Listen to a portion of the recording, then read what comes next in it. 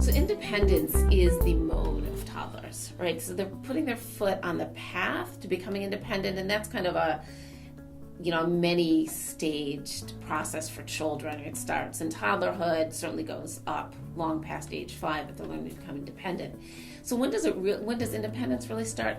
I would say it starts around 15 months.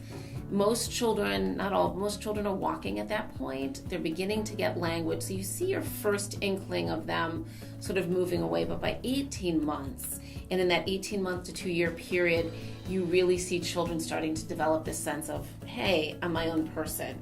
So they have a little bit of that sense, a little taste of it. And they start to say, then I can have my own decisions and demands. And that's where you get what people call willfulness. Really what it is that 18-month or 20-month-old saying, I'm my own person and I want it my way. And then when they come up around 2, they really get the sense of, I'm going to separate from mommy or daddy. And as they separate, they become more their own person. And that's when you really start to see this kind of back and forth of, hey, I want to be on my own and my own person. And wait, where are you? I want mommy or daddy to be close by. So it's a back and forth. So the personality of a toddler, is sort of a continuation from infancy, right? So part of it is just who they are and who they come into the world as.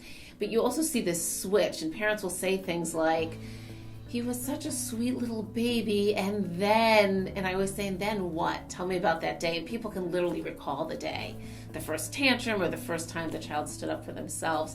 But every 2-year-old, 3-year-old, 4-year-old is going to show their sense of self and who they are differently. So some children are very mild about it, at least initially.